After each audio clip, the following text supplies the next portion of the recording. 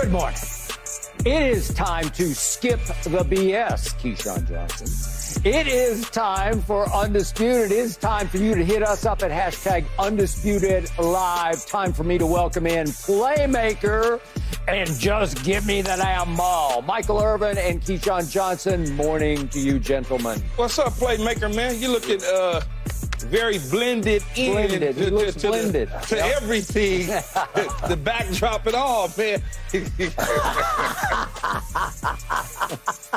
How you guys doing today, man? I think he looks good. How are you guys? Yeah, well,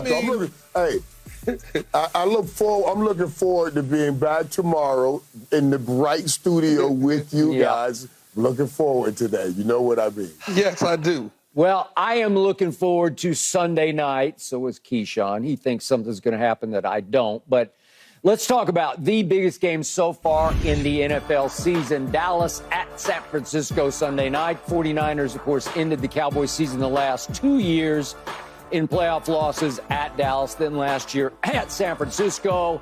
The 49ers are favored by 3.5. Michael Irvin, you're in the Hall of Fame as a Dallas Cowboy. What is your biggest concern about Sunday night? Let me tell you guys, we've watched this offense, and I know everybody will talk about his Brock Purdy, his system quarterback, but they've been playing sometimes perfect football offensively over there for the 49ers. I can sit back and say, I can't wait to watch that offense goes up against this defense. I can't wait to watch Kyle Shanahan go up against I'm running Dan Quinn. Dan Quinn's name. Right around a blank on that. On our defense coordinator, Dan Quinn. I'm looking from their time in Atlanta and the time they spent together, how well they know each other. Guys, this game is coming down to, well, look at those elements. But the thing in this game going to come down to is Dak Prescott. Let's be real here. The Dallas Cowboys need this game because they need to know mentally we can get past the San Francisco 49ers. This thing has gone on like this, Skip. You know, you've been a part of it. Yeah. The 70s, the Cowboys had that power. And then the White Clock came in with that catch in the 80s, and then they took the power. Then we came back with a play in the 90s. Alvin Harper had a catch, and we took back the power. San Fran had it, and Dallas needs it back, and they have to take it back Sunday night. That's the possibility. That's what has to happen if Dallas has any chance to get into where they want to be this season. It's amazing, Michael. I feel like Nick, our producer, my producer here, has shared my notes with you because that's something that I'm going to definitely talk about. But you talk about starting with the turnovers. You talk about the 2 games in the playoffs, the 3 interceptions by Dak Prescott.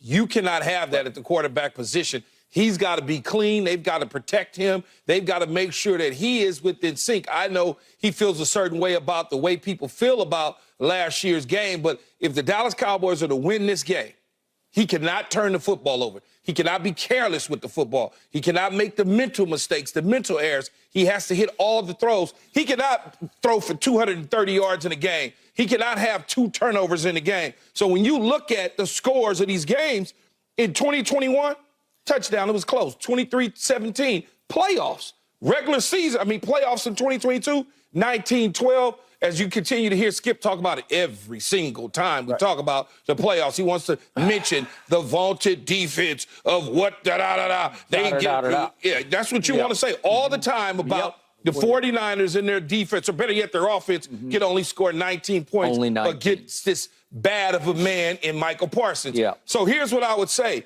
And I've been through this. You mentioned what you've been through in the playoffs. I also have been through something against the Philadelphia Eagles when I was with the Tampa Bay Buccaneers. We lost to them 4 times straight. 2 in the regular, 2 in the playoffs. Eventually, Skip, we had to overcome that in the NFC Championship game. We had to do those things. We had to erase that bad taste out of our mouth. And if Dallas wants to go to the Super Bowl and win the Super Bowl, have an opportunity to win the Super Bowl, it starts Sunday night to erase all of those bad memories of the past to get ahead. And if they can do that, then just maybe they'll have an opportunity. Okay, my turn. My biggest concern about Sunday night is not Sunday night. It's what happened a couple of weeks back at Arizona, because I still can't make it go in my head and compute. I need to know in my heart of hearts, was that just an aberration? Was that an outlier? Was that just one of those typical Cowboy any given Sunday games where they just don't show up?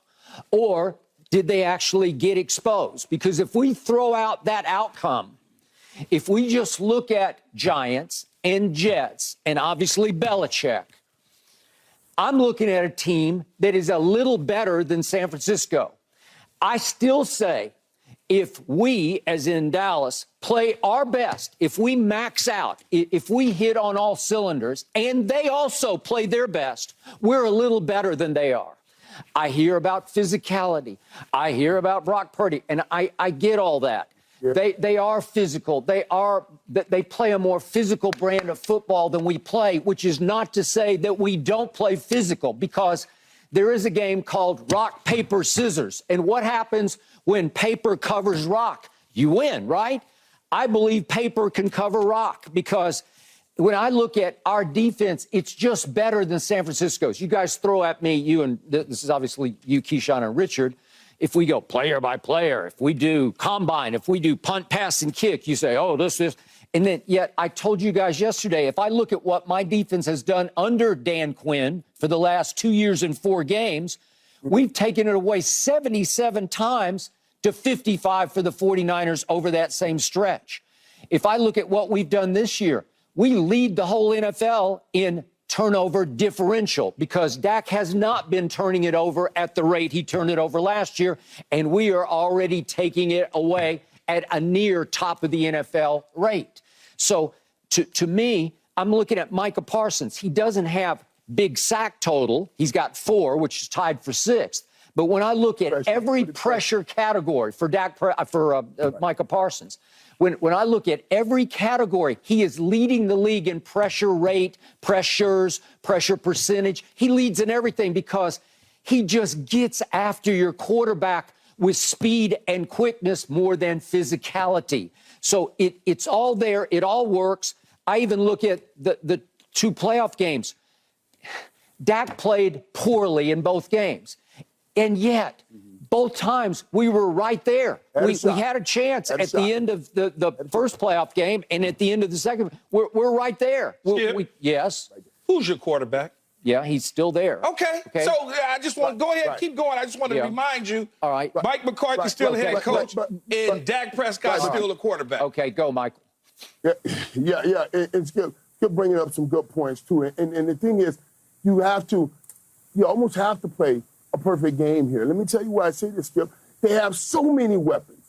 So many weapons. We're going to talk about Brock Purdy and his MVP possibilities. But he has so many weapons later on the show.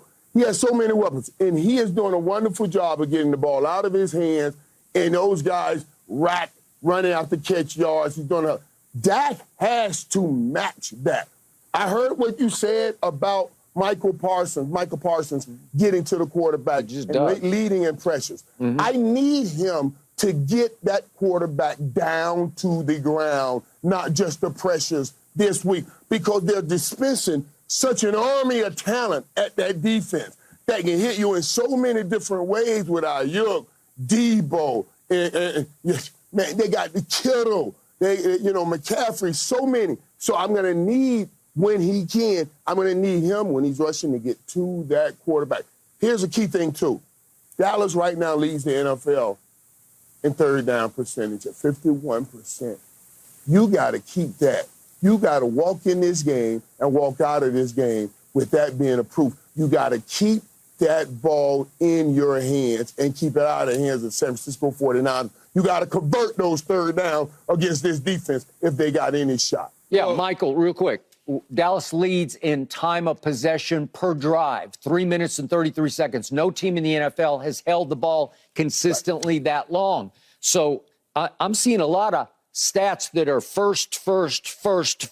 You're right. And yet there was one aberration, outlier, disaster game at Arizona that tends to make everybody think that San Francisco is significantly better than Dallas. Have they skipping you? Because why? Why? Because why? Why they had that kind of game?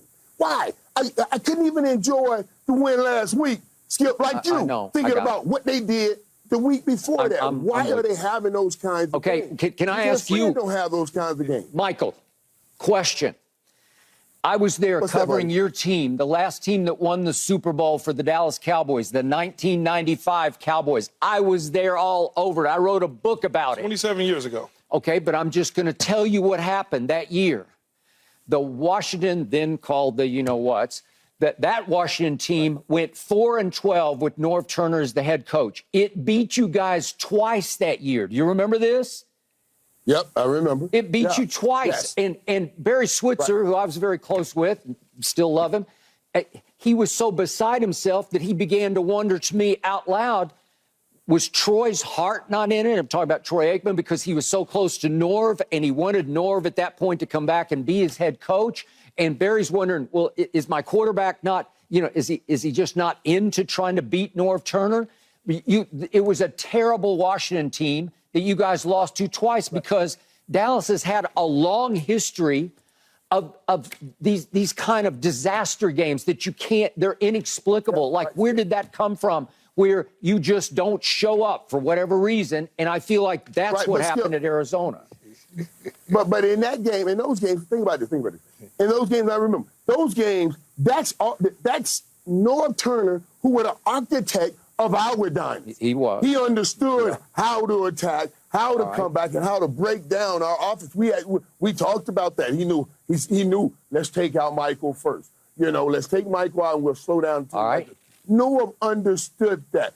Arizona shouldn't have no architect design on the Dallas Cowboys this season, like Norv had on us that season. You see what I'm saying? That's the thing that I'm concerned about. And sometimes when you lose and somebody out-architect you, out-design you, out-scheme you, okay, you can take that. They got us today.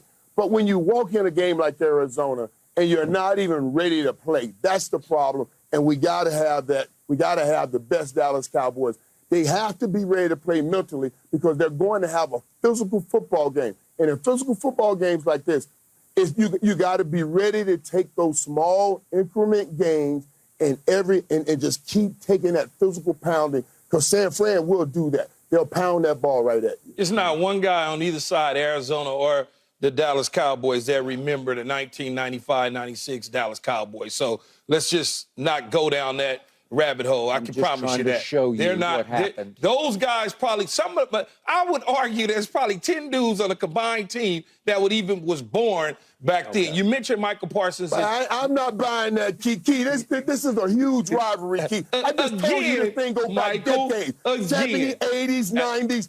Everybody understand. Everybody in that locker room understand the rivalry. This game. It's not one dude in that locker room that saw or could remember Michael Irvin being double-teamed and taken out by the Washington football team or Commanders or whatever else they were called back then. And you know that as well as I do. But, Skip, you mentioned Michael Parsons.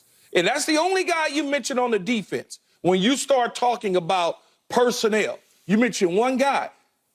Michael mentioned a number of guys on the San Francisco 49ers offense. We fail to even talk about the defensive side of the ball. In Greenlaw, in Warner, in Ufunga, in Amador Lenore. And we can just go on and on from front to back. At every level, there's an all-pro. At every single level. You act as though the only guy on this field that is a defensive juggernaut is Michael Parsons. You're now probably most likely going to be without your first ballot Hall of Fame left tackle. That is a problem. That's the scary. That is a problem for the Dallas Cowboys. Okay? I don't have a horse in the race. I could care less who wins. That's not true. It's very true, Skip. Just for my sake, you want them to lose Super Bowl regardless. From what I'm trying to do, as I've been trying to do since week 1 of this new show on Undisputed, is calm you and Michael Irvin down. Bring y'all back to earth. Okay? That's what I've been trying to do. I want to see Michael with me in the first half of the game, not coming in as a front runner when you're winning 28-3. I want you sitting next to me when it's 13-10. That's why I want you to communicate with me. I don't want you to avoid my text message when all of a sudden something goes wrong. This Sunday I will be here because this is a big game. I'm telling you, I've been looking so forward to this game, and Jerry mentioned it, so it will be a barometer. Key, I'm so worried about not having Tyron Smith. I'm so worried about it because I can hear it in your voice. You're not just worried about Tyron Smith. You're worried about a lot. No, we need somebody to set that level and set that tone. When you watch the 49ers come out, who do you watch come out, Skip and Key? You know what y'all see? You see Trent Williams coming out. You see Debo Samuel right there. Those are the tone setters right then. They have tone setters in that game, and those guys walked out first. That's why Trayvon Diggs, I told you guys, that's a tone setter. We're missing 2 all-pro tone setters on each side of the ball. That is huge right there. So absolutely, there's other guys got to step up. But I need Tyron. I need everybody to bring the best right now for this game Sunday night because they're going to need it. All right. Tyron Smith has not been there basically the whole year because a young man named Chuma Edoga has started 4 games for the Dallas Cowboys at left tackle. Have you heard his name called in a bad way in any of those 4 games? No, have you noticed him? Have you noticed him for the wrong reasons because he's getting... Can't say I have. Okay? Can't say I have. Somehow, some way, but he's been airtight. But also, Skip, he has not seen... He ain't seen a Nick Bosa. He ain't seen what he's getting ready to see on Sunday night, Skip. This is a different level now. Each game is a different level. He sees it in practice. Yeah, practice. He sees it in practice. Michael. He sees it in practice. But he's about to see something at another level right now. Are you really saying practice? I'm with you. Come on. I'm with you. As far as I don't want you to think, hey, Nick Bosa ain't an alien. We have an alien also. So he sees an alien in practice every day. He just has to be ready now to see an alien that's his enemy and not an alien that's his friend. But that alien that he's seeing that's his friend, he's seeing that how often in practice versus Nick Bosa 60 snaps in a game. There's a difference in practice versus you trying to be slick with Skip, Mike, ain't gonna work with me. Didn't I hear all preseason how that Jets front was maybe the best in football? Didn't I watch on Sunday night that Jets front get after Patrick Mahomes? Didn't I see that? Good point. Did the Jets front get after Dak Prescott? I don't remember that.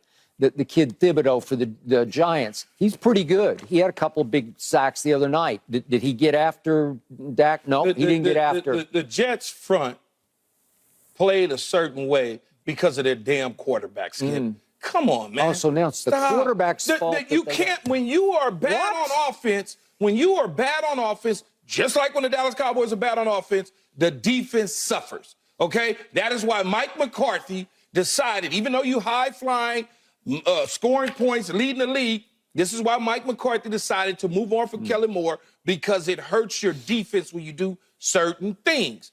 Now, look, the Jets front is good. Thibodeau's good. There's no question about it. But these dudes are different. How about Matthew Judon? I know he tore his biceps later in the game, but I didn't hear his name called. I thought Belichick's pass rush would get after it. Nope, they didn't get after Dak at all. Again, you're talking about a bad football team on the offensive side of the ball. It negates what you do defensively. What did your defense do against the Niners last year in the playoffs? They didn't play well enough to help win, but the offense was so bad that you couldn't win. You walked away with a 19-12 loss. Okay, and that brings me to last year's game. Go, Michael. Yep.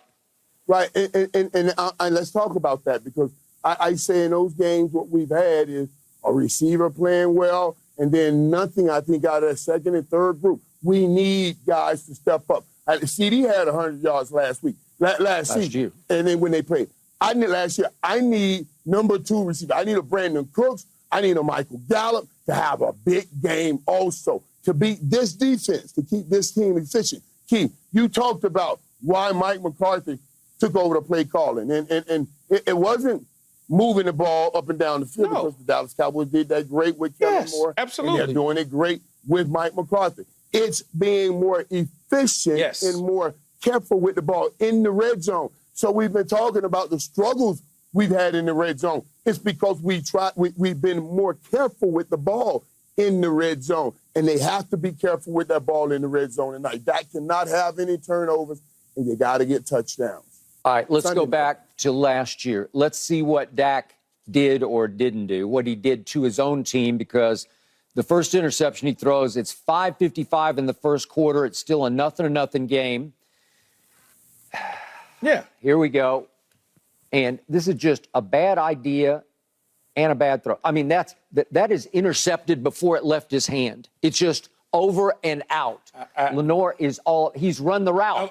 He has run the route. I'm going to argue with you, Skip. Because he's so far. Lenore did a tremendous job. But the damn receiver stops. Okay, but hit your foot and come downhill. It is so covered. He is running the route. Regardless, even if he had planted and cut back, it's going to get picked. If I'm watching you as a DB and you drive, I cannot stop and look at you drive. I know where you're going. You're going to the ball. So guess what I need to do? I need to plant that foot in the ground, retrace back downhill. It's only two things that can happen. I'm going to break it up or I'm going to catch it. That's it. So the defense stands strong and holds them to a field goal, and it's 3-0. Now we're later in the second quarter, 1:24 left on a 2nd and 2 at San Francisco's 18. So this is a red zone play, and it's just covered. It's double covered, and it's a bad idea. And you just gave up a potential 7 points or at least 3 in what's going to be a 19-12 game. You just can't. It's hard to overcome that against that team on its field, right? Then I don't have no argument with that one. Thank you. That one I ain't got nothing to say. It's just a bad idea. It's indefensible. All right, so now let's look at the next red zone, because they went 1 for 3 in the red zone. This is going to happen with 10:29 left in the third quarter. And the game is about to be tied on a Dallas field goal, but it's 1st and goal at the 9, and Dak goes to Dalton Schultz, his favorite security blanket, but it's only 3 yards. And then now it's 2nd and goal, and we're doing the same play again. Now we're 2nd and goal, and this is Zeke going nowhere. Should have went to going nowhere. I agree. Should have bounced it. Should have bounced it fast, and he didn't, because he's not as quick as he used to be. And 3rd and goal, he tries to flip it to Zeke over the middle, and it's wide behind him. He's going the wrong way. They're not on the same page. Catch the ball. Yeah, and yet, even if he'd caught it, would it have gotten home? I doubt it. Tackle. That's a tackle. Okay, but that's more. But see, that's more. Right. And Michael can speak to this. Yeah. That's more of the field shrinking. If you're only getting so much yardage, the defensive backs know that. Yeah. And you got to dial up stuff that makes sense. All right. Okay. He's checking it down because he's not trying to force an interception. He's not trying to force it into the end zone. Okay, I got it. So we have to take a field goal, and it's still 9-9. So now let's fast forward to the end of the game. 2:56 left. This is 2nd and 10 at the 18. And when I least expected, a young man named Michael Gallup, who had a hard time coming back from his ACL, who never looked quite right last year, gets deep, and he's gone. He's 5 yards gone on this one. And Dak is short and wide right. He's got a pass rusher in his face, but he did not step into it the way you need to step into what could have changed the game, because it could have tied the game. He is gone. Potentially. Okay? Potentially. You know, if you lead him by a yard or two, I think he's still running with it. I think by all odds, everybody could attest that even Dak Prescott, he didn't play his best a year ago. We all get that. That's why we started off the show, and I said that Dak Prescott has to play better. If they plan on going in, and Michael said it, everybody on the offensive side has to come to the party to match the physicality, number one, for the San Francisco 49ers and what those guys over there can do and what Brock Purdy's been able to do. It's funny because you keep saying you have to go. Yeah, go, Michael. One last thing I want to say. And you were talking about Noah Brown when he should have put his foot in the ground and come back to the football. And when you're playing a team like the 49ers, and I talk about tone setters, I don't want you to put your foot. I want you to run his butt over. If he's going to sit here and sit on that route, this is a mentality game. That's what I keep telling you. I need you to run his butt over and come out of that route. You're setting the tone to everybody. I'm willing to hit you. I'm willing to set the tone. That's what we need out of Noah Brown. They're looking at you being intimidated. That's why you stop. He's set. You go through him. That's being physical. That's what they have to do. They have to send a message back to San Fran. If you're not going to send that message back, San Fran will deliver that message to you. So, Keyshawn, you're always saying you have to calm me down, calm Michael down. I think Michael is calmed completely down today because it sounds to be like Michael thinks that Dallas is not going to win this football game. Well, it sounds that way to me, too. Yeah. That's why I said it earlier. Okay. It sounds like... But what I'm doing is telling these jokers what to do to get ready and stop messing around. Just because you got the star on the side of your helmet don't mean you're a damn star until you bring some rings. Put your trophy on the table. And this week, you got a real big chance to show people that you are working towards that trophy. That's all I'm saying. They got to show up. We got it. Up next, we're going to talk about, believe it or not, Taylor Swift, because the NFL is defending itself with so much focus on Taylor Swift. That's next.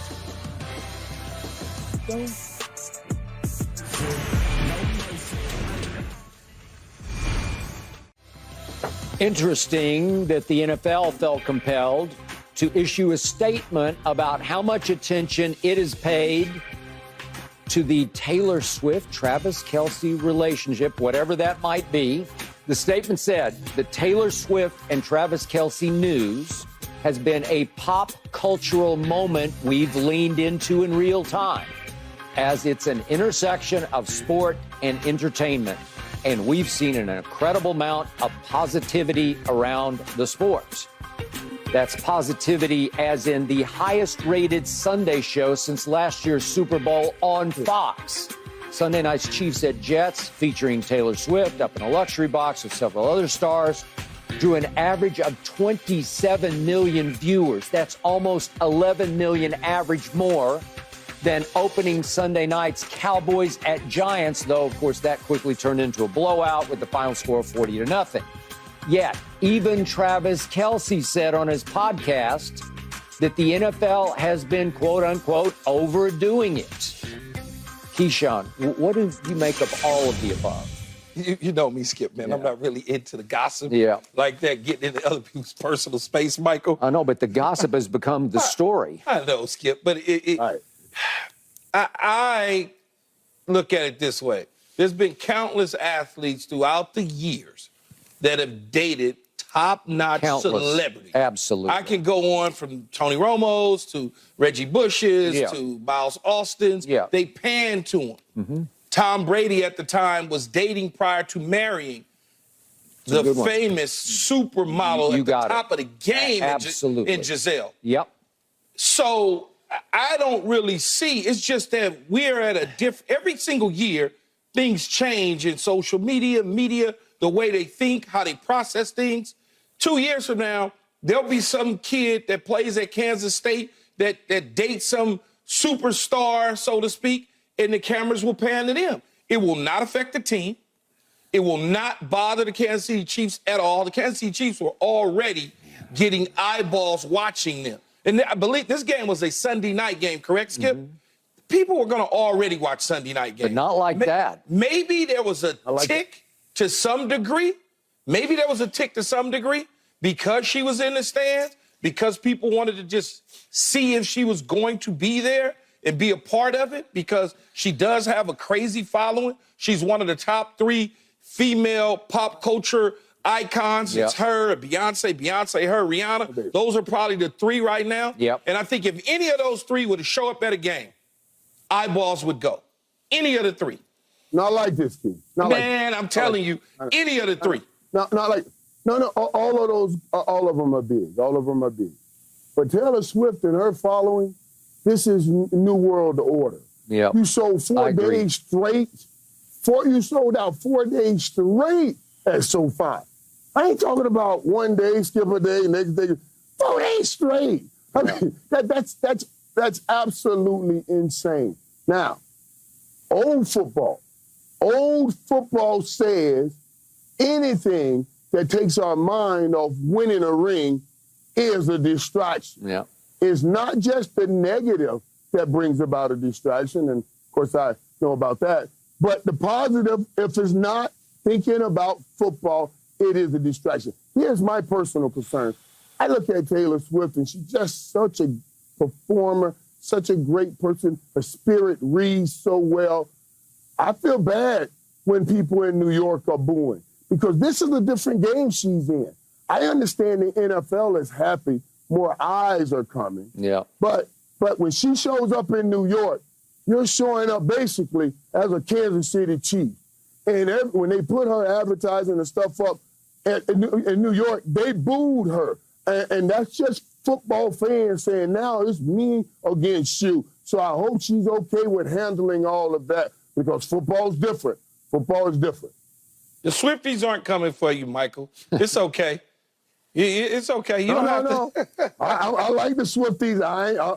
I'm understanding how powerful she is. Very powerful. Don't take me out. I understand all of that. I'm just saying, you know. And Skip, if Travis Kelce and Patrick Mahomes were some young first-year, second-year players, then maybe it gets in the way of them going after another championship or whatnot. I don't see that happening at all. In the NFL should take advantage of the opportunity, like Michael said, to get more eyeballs. Hey, I have zero problem with the NFL jumping right on board with this because it is huge. Her following, again, I don't even know how to quantify this, but it feels like it has slightly eclipsed the two others that you mentioned. It feels like beyond Beyonce, Rihanna, I mean, Beyonce was sold out everywhere. She can sell out every time, too. I agree. SoFi was sold out, too. So it just feels like the phenomenon, the Taylor Swift phenomenon has just detonated, and it's gotten even more rocket fuel because of Travis Kelce playing for the defending NFL champs. Okay. No, I get it. Rihanna hadn't made an album in 100 years. Okay. All of her songs is still at the top of the charts. Okay, they are, and that is true. All right, so maybe I will have the Swifties after me, but I have tried to like her music. I'm just not a fan. I try, and I'm just not a fan. And then when she winds up in the box, it feels like photo op city to me because she's playing to the cameras. I don't know how long they've known each other, but it feels like all of a sudden she's best friends with the mom and they're going back and forth, and then all of her star friends are up there, and it feels like promotional to me. And she is a genius at self-promotion. See, I don't think it's self-promotion. I don't think it's promotional at all. Wow. I think the fact that she is so big, Skip, they're gonna have an entourage with them. That's the entertainment world. They're gonna go to. She's not going to the game by herself. This is not a supermodel. This is not Giselle. This is a pop iconic. You know, it's a totally different situation. Yeah. If Tom Brady was dating her, same thing. Yeah. Right. But I think about it like this, too, though, because I thought about that. You know, she's so big. She's so huge. She has to be, you know, not many people get to be around her or get to her. I would imagine that must be quite a feeling for her to be a part of that Chiefs crowd right now and part of the Chiefs family. Because you know what I mean? She gets kind of a family now. Going out to get those games. So it must be quite a moment for her. I would no doubt and think she's enjoying what she's doing right now because she get a family now, that Chiefs family. And Skip, you covered the Patriots, and Michael, you covered them at the height of the Giselle Bunchkin, right? She famously said, my husband cannot throw the ball to himself. That's after the second Eli Super Bowl. Yeah, after the second Eli Super Bowl. So when you start to get that coming from Taylor Swift, if the relationship is even that, because I don't even know what the relationship is. As far as we know, they could be doing a business together, wink, wink, Mike. But and in the end, if once that starts to happen and people within the locker room starts to feel a certain way, that's when it becomes a distraction. Right now, it's just fun, man. Okay, this is where I take issue with you, Keyshawn. She is so big. I give it up to that, to the phenomenon. It is so huge that it almost felt like it eclipsed the game on Sunday night because she was shown 17 times on television during the telecast. Take advantage of it. Okay, I got it. In every commercial. Every commercial. Okay. Yes. So the point is, the Chiefs played a little distracted football. It might have been because, or it might not have been. But as this season wears on, and we are still early in the game here. They're not paying attention to her, Skip. Yes, they are. They're They can't help it, but they can't help it. That's not true. She is front and center up in the box. But as we go on down the road, they are going to get sick and tired of being asked about Taylor Swift. Everybody in that locker room, because she's bigger than the football team. I doubt that they are going to get tired of it, because here's why, Michael. They're not jealous of Travis Kelce. There is no inner fighting in the locker room with his teammates. This isn't a guy that's standoffish. They're part of what's going on. If she had a concert, well, I think she's still on tour. If she had a concert in Kansas City, I promise you the team would attend the concert, or many of them and their spouses would attend the concert. This is not one of those deals where all of a sudden you dealing with a superstar football player and a superstar entertainer that don't want to deal with anybody else. This is not one of those deals. Yeah, this is very interesting. First of all, I think what's interesting here is what we're seeing on both levels. On both levels. What we're seeing in the NFL level with Taylor Swift, what we're seeing at the college level with Deion Sanders. Now, the media's following both of these in big ways, Big. Swift, I say, can be a distraction. That Deion following, I say, is not. Because the whole Deion following is all around football, in the team. In the team. The Swift following is all around Travis Kelce and Patrick Mahomes, not necessarily all around the team. Agreed. So it becomes an opportunity for separation. And once you start dividing, then I disagree with both of y'all. Because once the locker room starts saying, oh, those guys, wait a minute, we talked about Sierra. We talked about Russell Wilson and Sierra. But why did you talk about Russell Wilson and Sierra, do they start feeling like now that those guys are too big of stars to be part of it? I'm just saying it's a possibility. I know what you're saying. Of all that happened. I understand exactly what you're saying. But what did I just say? 2 minutes ago, I literally just said, everybody is on board. Everybody in Seattle was not on board because they felt that it started to affect Russell Wilson. It's not going to affect Patrick Mahomes and Travis Kelce. I know Travis. You know Travis. I know Travis Kelce. We're talking about right now them not playing their best football. No, but that ain't got nothing to do. Patrick Mahomes just said, blame it on me. I ain't playing. He just said it. But that has nothing to do. She has nothing to do with that, Michael. She has nothing to do with them struggling on offense. She has nothing to do with that. What do you think Patrick Mahomes is doing in the damn huddle? Sitting around looking in the box to see what's going on with Taylor Swift? Not a chance. No, but I think he's worried about when Travis Kelce, old girlfriend, stopped following her, and now that kind of information start having a conversation with Patrick Mahomes when he should be studying plays. He should be studying plays. He has to hear his wife talk about, well, you know, Travis stopped following because of Taylor Swift. Stop it. Let's focus back on. They was doing that anyway. They gonna do that. Conversations you know they're gonna do that anyway. That's just them with that stuff. You already know that. You and Skip know that. Y'all better stop, man. That's what we're saying. Come on now. That's not going to affect the team, though. Skip, there's a wife's world out there, Skip. There's a wife's world in the NFL. And those wives, they all get together, they talk too, just like everything else. All I'm saying is you got to tell people everything. She's different. That wife world. Those wives have but Michael and Skip seen it up close in person covering this stuff, and you've seen it up close in person being a player. When she walks in to the family room, they're not going to be side-eyeing her. They're going to be trying to figure out how to take a picture with her. Wide-eyeing her. Exactly. Unlike some of the other people that have come into those rooms, you know what I'm saying, Michael, when people go, well, why is she here? Who's she here for? They all know who she's there for, so it's different. Okay, but Keyshawn, remember, it's been reported already that Mahomes' wife has been socializing with Taylor Swift and going out with the Why girls. should? Okay. I'm just saying, this thing is lift off. How do y'all expect for Travis Kelce's friend, I don't even know if it's his girlfriend, his friend and Taylor Swift and Patrick Mahomes' wife not to connect? You got to be oblivious to think that ain't going to happen. All right, but you got to be oblivious to think this won't affect this football team at some point down the road. No, I think you want it to affect the team because you want Cincinnati and Joe Burrow. I know what you're thinking, and you're going against Patrick Mahomes because you're not an extreme fan of Patrick Mahomes. So you want it to affect them so you can say CCC. Well, he did get outplayed by Zach Wilson on Sunday night. Stop. Well, did he not? Oh, man, stop it. Now, you reaching, man. You're reaching. I was watching.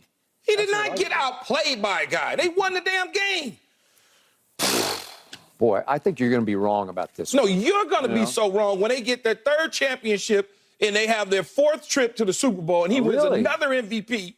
You're going to be wrong. All right. Would you like to bet yet another dinner that on Kansas Well, let me City? pay on the first dinner first. I got to see how much you like I to will spend. bet you a second dinner. I'm a cheap date, man. I'm cheap as it comes. I just do a little chicken. I don't even do steak. Yeah. So you'll get off cheap on this one. Okay. But if you do want to bet me a dinner on the Kansas City Chiefs winning this year's Super Bowl. Well, I don't know that they'll win. I certainly have them as odds is going along with Baltimore. I don't have Cincinnati going to Joe Burrow. No, I got it. We got to get back to Dallas, San Francisco. If they don't win, why didn't they win? Too much Taylor Swift. Oh, stop, Michael. So don't tell me you don't have them winning. If you don't have them winning, we're going to have this conversation. I guess that's why Tony Romo didn't win because of what was it, Carrie Underwood or whatever her name was? It's Jessica Simpson. Jessica, whatever they are. Why Brock Purdy should be the MVP frontrunner? I don't know why not. And we hear from you next on #Undisputed Live. All right, back to San Francisco, Dallas. To me, Brock Purdy should be running away with MVP. Yet he's now tied for sixth best odds to win MVP. Huh? Keyshawn, please explain this to me. 6 is generous. Generous? It's generous, man. You're kidding. Look, what? Skip, he's 4-0. He's thrown 5 touchdowns, right? Not 15 touchdowns. 5 in 4 games. That's a touchdown in a quarter if you can slice off a ball or something in quarters. Then on that, statistically, when you think about it, he's nowhere near where MVPs at the quarterback position has been. He's not there yet, okay? He's on a team with Christian McCaffrey. So if you look at the average MVP passing numbers over the last 5 winners, 4,300 yards, it's 273 a game. 42 touchdowns. 42 touchdowns, okay? Outside of Lamar Jackson, who had 1,200 yards rushing and 7 touchdowns and only threw for 3,100 yards, he had 36 touchdowns in the air. So Brock Purdy's not going to be able to do that. He's just not. I get it. It's a great story. I like him. I think he's a phenomenal player. If he keeps it up, he's going to cash in. He won't be the lowest paid starting quarterback in the National Football League. He just won't be. They'll go on and do some magical things, but he's not an MVP. Kyle Shanahan, for whatever Kyle Shanahan says, that he's not a system quarterback, that's fine, okay? We've seen Kyle Shanahan with other quarterbacks do wonders and have success. So I just want to say I tip my hat off to him, but he's not an MVP. Their MVP on the offensive side of the ball is that dude number 23. That's their MVP, McCaffrey. Just being honest with you, Skip. Go, Michael. Let me tell you something, man. And the problem is not Brock Purdy, and Key. It's us. It's us. It's the system. Right now, we keep talking about, and you just mentioned he's a system quarterback. We say that as if it is taken with the negative. He's a system quarterback. And people put a knock against him when we say that. The reality is a job of the head coach is to find the right system for his quarterback. Absolutely. To make it fit. Absolutely. That's what they've done in Philadelphia. Yes. And Jalen Hurts is a system quarterback. In that system, he's hard to beat. He's a system quarterback. In that system, he's hard to beat. This system fits Brock Purdy perfectly. Yes. It really does. It fits him perfectly. Now, he's very efficient in it. He doesn't throw interceptions. He doesn't make bad decisions. He get the ball in his playmaker's hands. When we start talking MVP, we want to see people do gaudy things. Absolutely. We want to see him throw for 400 or 500 yards. We want to see him make some incredible plays, not just being efficient. I think he definitely should be in an MVP race because when you can go 20 or 21 on a football team in the National Football League, that says a great deal. He's dispensing that ball out. This team is great in run out the catch, 453 yards and run out the catch. People give that credit to the receivers when they should be also giving it to the quarterback because he's getting it in their hands in a position that they can still make things happen after they catch the ball. He's not getting the credit he deserves. This kid just makes plays, and Michael summed it up against Arizona. It looked like they were in a little trouble for a while. It looked like a football game, and all of a sudden he winds up with 20 of 21. 20 of 21 for 283. Are you kidding me? That's ridiculous. He set the franchise record for percentage completion in a game. And there was a guy named Montana and there was a guy named Steve Young because that's just just silly stats to me. But Skip, what does he do wrong? Right, you keep talking about, can you bring up those guys? Because here again, you're proving my point. What I started this whole conversation with is we get caught up in the eye gate. We want to see Lamar Jackson kind of plays. And we say, that's an MVP. You want to see Josh Allen do all of these crazy things, and you say, that's an MVP. The football game, playing quarterback, the game should be played really shoulders up. That's what Brock Purdy does better than all those guys you mentioned. That's why I'll take Brock Purdy over Josh Allen. You're looking at Josh Allen. But don't you sit up here and try to convince the people that's looking at this show that you would say. Listen to what I'm saying. Michael. In this system, listen, in this system, you telling me, you said he wanted him or Josh Allen.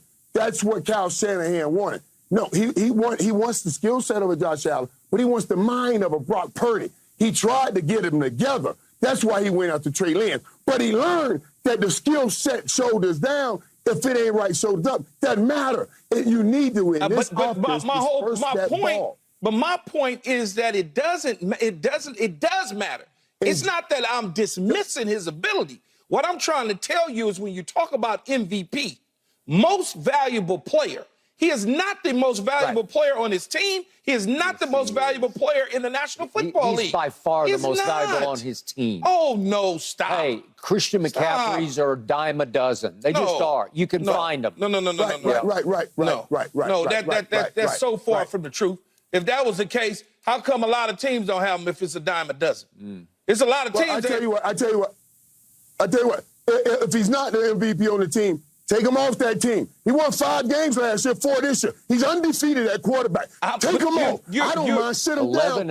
You're saying 2 different things, though, Michael. I'm not saying that he's not efficient. I'm not saying that he's not good. I'm not saying he doesn't fit in their system. What I am simply saying is he is not an MVP. Most valuable player. Kyle Shanahan has shown you that he has been able to win with certain quarterbacks, whether it's Matt Ryan, whether it's Jimmy Garoppolo. He's shown you. He can win a game here.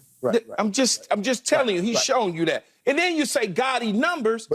Well, every quarterback that has ever won MVP has gaudy numbers except Lamar Jackson. If you combine his numbers, they become gaudy because he does it 2 ways, in the air and on the ground. So you're going to get gaudy numbers. You're not giving an MVP trophy to somebody that throws for 15 touchdowns in a season. Come on, man. You know better than this. Let me just say this. We keep getting caught into that. We keep going. We just remember the greatest that ever played this game, played it with his mind. He wasn't Josh Allen. He wasn't this great athlete. And he won MVP because he played the game with his mind. He got the ball out to the guys. The only reason Tom Brady did the same thing that Brock Purdy did. The only reason we talk about Brock Purdy in this way is because we say Tom Brady didn't have anybody with him. He kept raising these guys up. And we said Brock Purdy got all the best athletes. but he's dispensing this ball. Tom Brady was throwing for 4,500 yards in his sleep in 30-plus touchdowns every single year. Literally. Every year he was breaking records.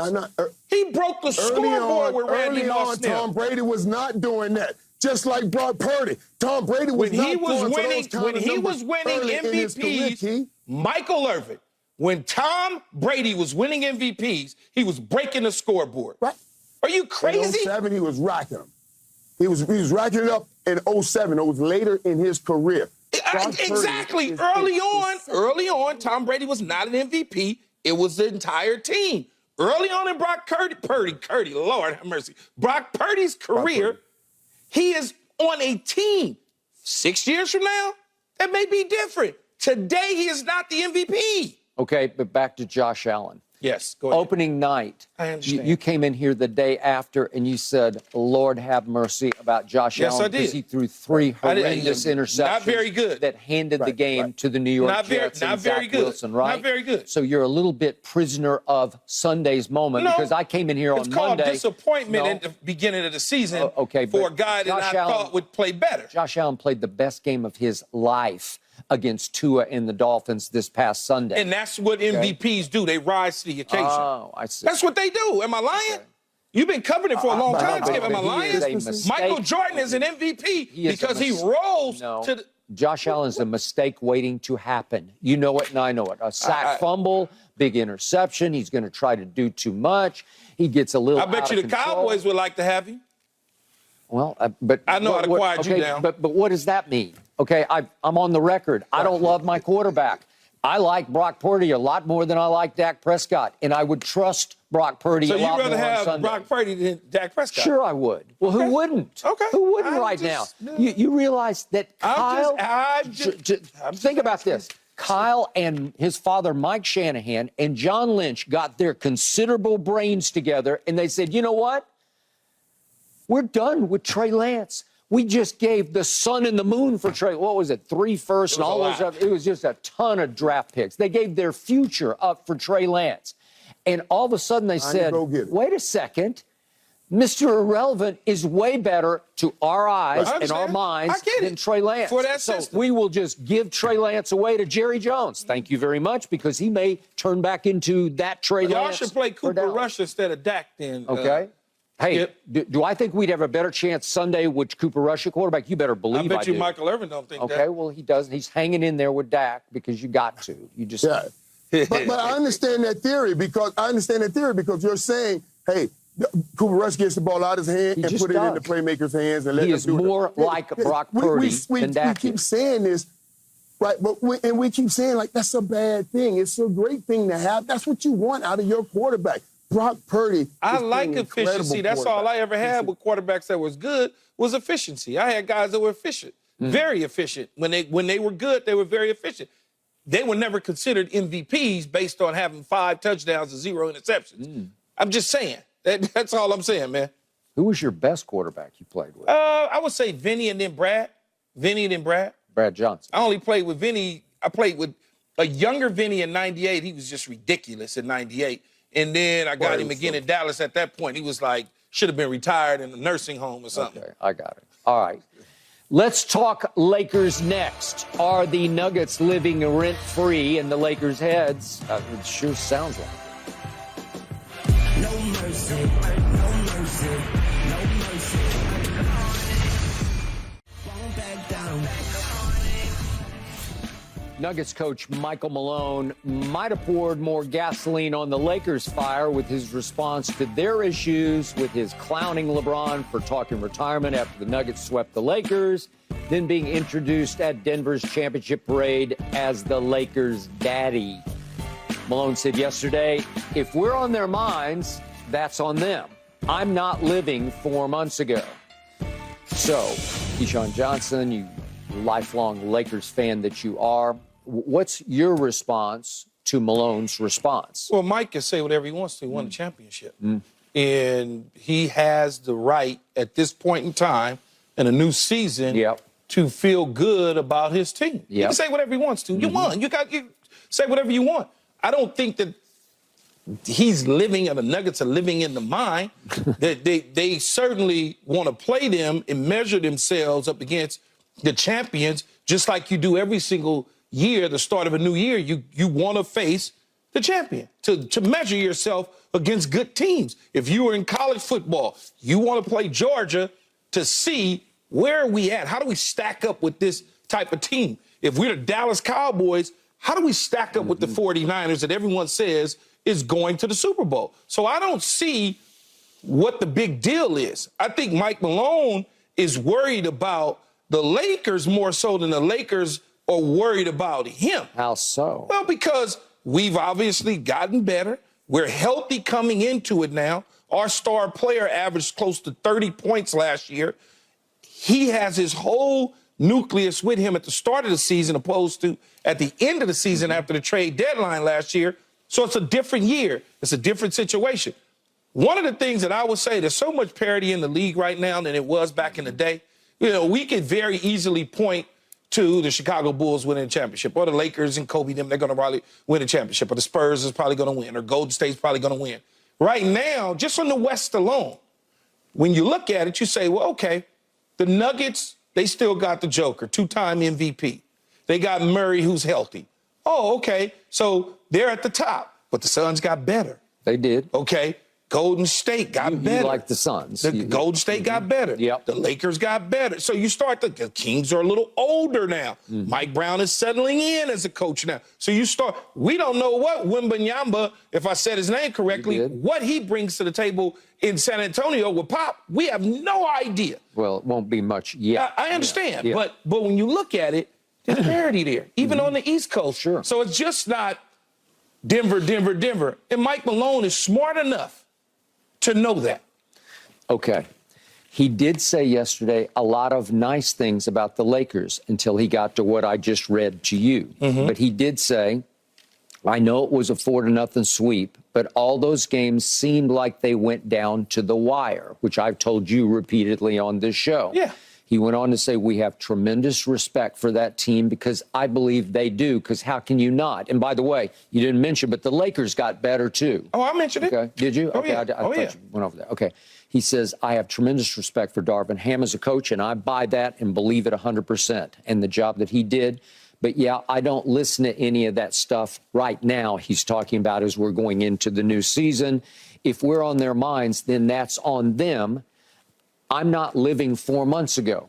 So he said all the right things. As he should. And then he went dismissive, disrespect, like, well, if they're talking about us, then that's their fault because they shouldn't be talking about us. But you're talking about the Lakers, too. Okay. He's talking about the Lakers. Okay, but And he was talking about them after they swept them and moved on to play Miami. He was focused in on the Lakers after they won a championship. Okay. And that was, what, a month later? Yep, and I want to reiterate just how out of the way he went on the McAfee show to make fun of LeBron and his quote-unquote retirement bombshell. I might not come back, whatever, however he said it. He dropped the big hint that I'm going to have to really think hard about whether I want to come back.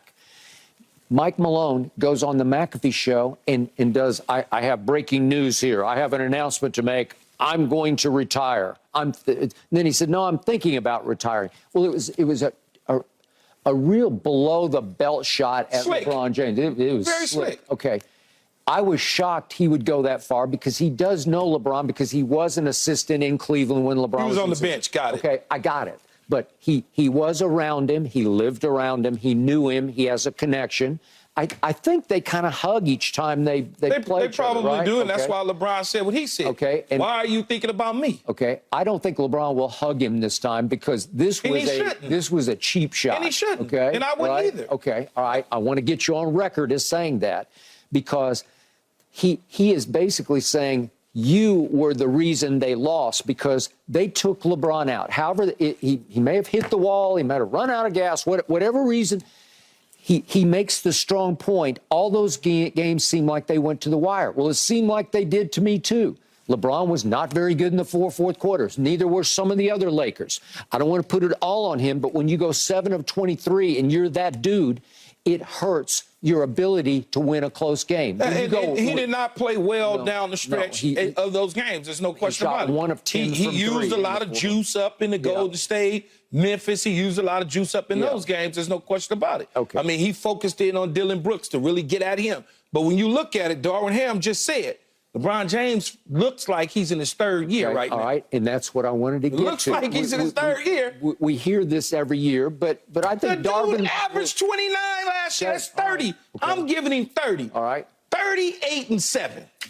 38-7 is your prediction. No, that's what he had last year. Oh, I thought you were predicting this year. I'm predicting the same, basically. Okay, well, all right. He's still going to give you basically the same at 39 years old. Okay, 38-7. Yeah. And I just need to see him there in the end carry his team across the finish line because he is still highly capable of that. Well, we have a couple other people to do that now, too. All right. In AD, if he can stay healthy, which is one of his goals, is to play all 82, which may or may not happen depending on what happens to a fingernail here or there. History would say no. And in the end, you wanted Austin Reeves to step up to the plate and get an opportunity. I did. Well, this is his year. Okay. We were not giving him that last year, In those 4 fourth quarters against Denver, Austin Reeves made 8 out of 10 shots and 7 of 8 threes. And I'm like, that's big time. Yeah. He was not afraid of those late moments. I understand. I just wanted to see the ball in his hands a little bit more. But in the end, he is rising into. We had Rachel Nichols on the other day, and she made the point when they did the pictures on Media Day, he got included in the LeBron AD picture. He should be included because out of the start, I'm not putting D'Angelo Russell in there. Well, are you not? No, not as part of the two to make a three. No, I'm good. I would think D'Angelo Russell probably wasn't real pleased with that. Maybe not. I'm putting Austin Reeves in there. If we're looking for a three, I'm putting him in there with the three. Okay. Even my guy Jared Vanderbilt, who has the best last name in the NBA, he said yesterday that LeBron looks like a freight train again because he's healthy and he's, I don't know what he weighs. LeBron was hurt during the end of the season, man. Supposedly. He took a bunch of time off, and I thought he got right. No, you can't come back off injuries and be 90, 100%, Skip. It takes time. Did he look hurt against Memphis? Not to my eye. At times he did. Did he look hurt against Golden State? At times he did. I went to every single game at Staples, or what is it called? Crypto now. I still call it Staples. Sorry, but I went to every single game there. He looked. At times, he looked like some things might have been bothering him. Okay, and at times against Denver, he was really good. In the first, 2.5 quarters, Yep, he was. So did he run out of gas? So the question is, can they keep him in a position where he doesn't play high minutes? Because, trust me, he puts himself in the game and takes himself out of the game. You make adjustments as a head coach. First time head coach in Darvin Ham. In the second year now, you understand rotations a little bit better. All right. You understand when a player needs a break. But you understand when you're running them to death. Okay, but you also understand that last year, from December 30th to February 7th, LeBron was trying to break the NBA scoring record. Absolutely, and they wanted him to break it. You have to let him go. They just have to let him play 40-odd minutes a night and do whatever he wants to do. And I don't think Darvin has any control over how many minutes. There is no breaking of a record that we worry about in the NBA this year. So he doesn't have to go wire to wire for that stretch. So it's up to LeBron to listen more to Darvin, because sometimes LeBron just says, I'm going to stay in the game. I think now at 39 years old, he can coach his own body and his own self, opposed to when he was young. He can listen to Darvin Ham, and he can listen to the assistant coaches on the bench that say, hey, here's what we want to do. He also can give input because his basketball IQ is at the highest level. It is. So it's the highest. I'm not worried about this year, and I wasn't worried about last year. We ran into a really good team. What can you say, Skip? He didn't play well down the stretch. It's not that big of a deal. Well, it's a huge deal. We're on to a new year. You're focused in on what I'm saying is, if you could have gotten by Denver and you had 4 chances to get by them in the fourth quarter, they were a better team. Okay, you would. I don't know about that. They were a better team. I'm not sure about that. They would have better, because D'Angelo Russell couldn't buy a bucket. Okay, then not Achimura. What's the guy that our other guard that left with the? He's gone now. Oh, Schroeder. Schroeder. Come on, man, stop. He didn't play well. None of them. I was trying to think of the little hair thingy, little gizmo-looking thing. He's got a gizmo. But he didn't play well. He didn't shoot the ball well. So he had played well all year. But when you start to look at that, Those are guys that are on the floor, okay? And so when they're on the floor, it's now up to Darvin Ham to be able to see he's hot, he's hot, he's hot. Let's go with this group. And I don't think that he, as a first-time head coach, really mastered that the way that he will the second time around. You need to protect the freight train and keep it under wraps until the playoffs start. We won't get to the playoffs if we keep him under wraps. Okay, but you're good enough. I got to have AD. Hey, that's AD got to stay healthy. No, he will. Well, that's what I'm hoping. All right. So LeBron should know in his heart of hearts that Michael Malone shamed him after the sweep. He shamed him. He's laughing at him. Okay, so let's see. Everybody knows. If you can summon He also it up knows and go. that you don't do nothing but sit up and talk about him every day. Okay, I do because I'm right. He lives in your head. I know, but I'm the only one who tells the truth about him. You don't. You make stuff up. Oh, man. do I? Yeah, Did I make up 7 of 23? Yeah, but you're not making it up. But it's how you couch it. Oh, it's did I make up 1 of 10? It's how you couch it. You don't give full context. So you sit up there and say, well, he went to the cup. I like to see him go to the cup. He went to the cup. That was really great. Oh, but he couldn't get past Murray, and I don't know who the other person was that was in front of him. Aaron Gordon. Aaron Gordon. Oh, he couldn't. They just stripped the ball from him. You make it sound sexy. So did I make it up that he had the ball in his hands twice in the closeout game against Denver and couldn't even get the ball up to the rim? You got 9 people standing around you, and then the one on the reverse, it's hard as hell to go from one side to the other when a guy is closing in on you. Really? You just wanted to dunk it. It doesn't work like that. He's 6'9", 260. Yeah, it don't work like that. He's a freight train. It doesn't work. That's what I hear. Michael Jordan would have dunked it. I got you. No, I'm not going to. I'm not going to. We got to, as they say in radio, you got to pay some bills, man. Yeah, we got to pay some bills. Up next, I can't wait for this. I want to hear what Playmaker has to say about should Jerry Jones bring back Randy Gregory. Here we go. No mercy, no mercy, no mercy. Man, I was shocked yesterday that Broncos coach Sean Payton cut Randy Gregory, even though Gregory had clearly fallen out of favor, even on the worst defense in the National Football League. Back in March of 2022, I was far more shocked that Gregory signed with Denver after the Cowboys had announced on their website he had signed with them. Reportedly, Gregory and Jerry Jones parted ways over a clause Jerry inserted into the final version of the contract that wiped out all guarantees in the event of any fine imposed by the NFL. The Cowboys said this was standard clause in every contract, but Gregory's agent said, no, it wasn't in Dak Prescott's contract. So Randy Gregory went to Denver. 5 years, $70 million, $28 million guaranteed. But he played only 6 games last year after needing surgery for a knee injury suffered in week 4. He was supposed to, of course, replace Von Miller and/or Bradley Chubb. Did not happen. You know, maybe Gregory was never as happy in Denver as he was in Dallas, because when Gregory left, Jerry Jones indicated he's never been closer to a player than he was to Randy Gregory, who, as you remember, was suspended 54 games total because of substance abuse. So, Michael Irvin, you're very familiar with this story. Can you see Jerry bringing back Randy Gregory? You know what? I just got a text. No snaps. Okay. Listen, now, I can see Jerry bringing back Randy Gregory. You guys, Skip, you talked about this.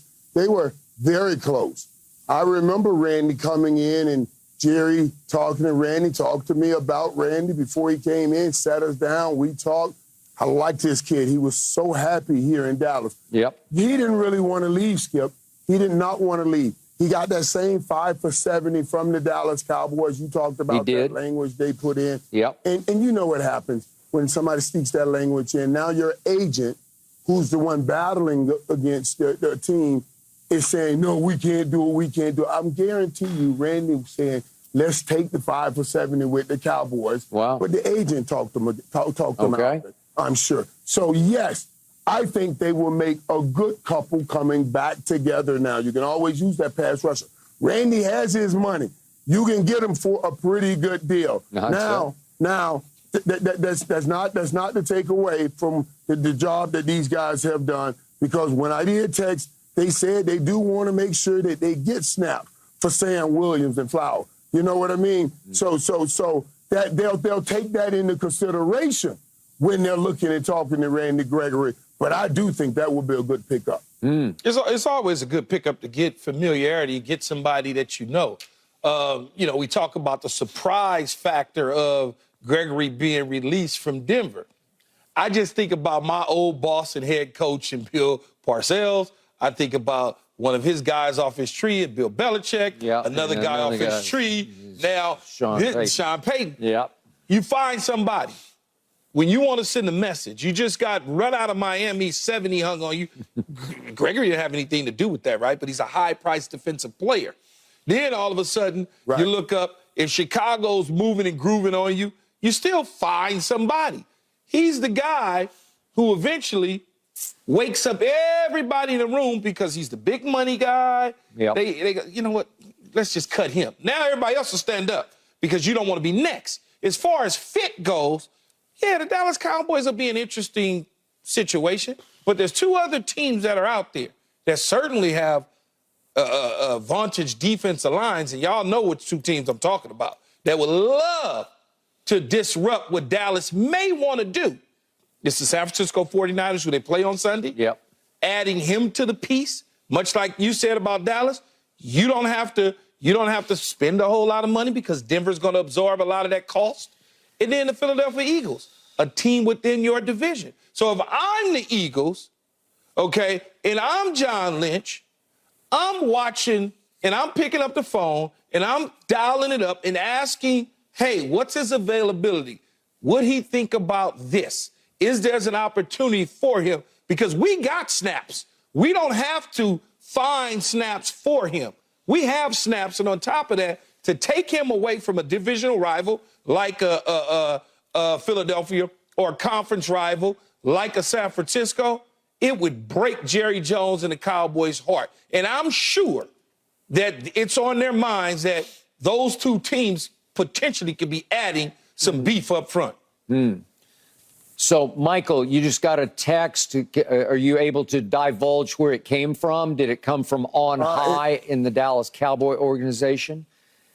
It did come on from on high in the Dallas Cowboys, way up. Yes, it did. And I did ask about Randy Gregory, and that's what they said. They said, to be determined, but they do have concerns about getting those guys some snaps. I got it. So they are looking at it.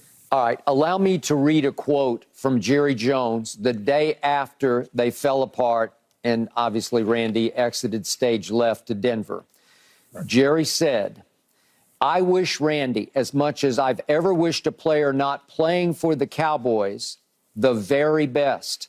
He got the best I'm about, and I think we got the best that he's about, and I'm so proud of him. What I'm saying is this is a deep bond.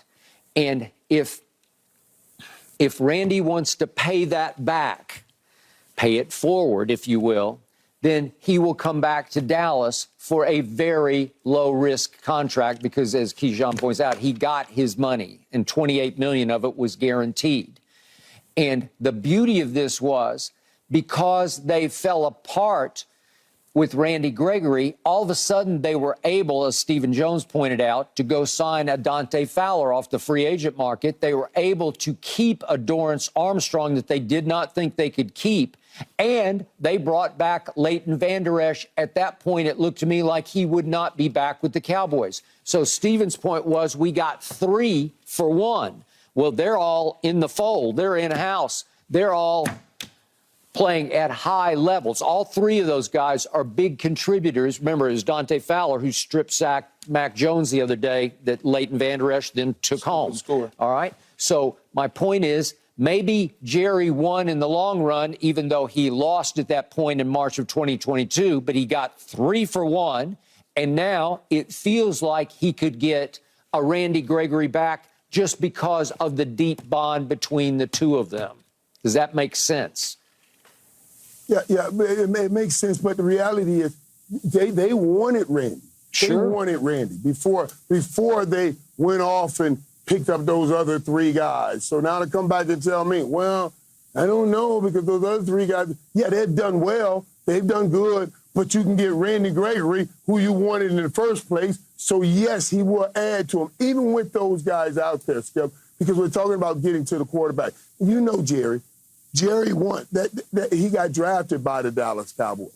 Jerry likes saying to people, this guy had some trouble. I gave him a chance. Look at how this works out. Yeah. He's going to do this again and again. So to have a Randy Gregory on the roster to point to it and say, look at what I did with him. We can do this for you, too.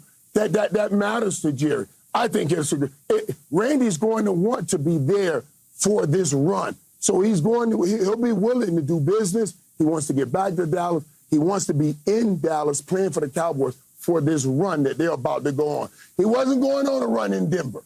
He wasn't going on a run in Denver. He couldn't go on a run in Dallas. Could he go on a run in San Francisco or Philadelphia, Michael? Yeah, but that's not his route.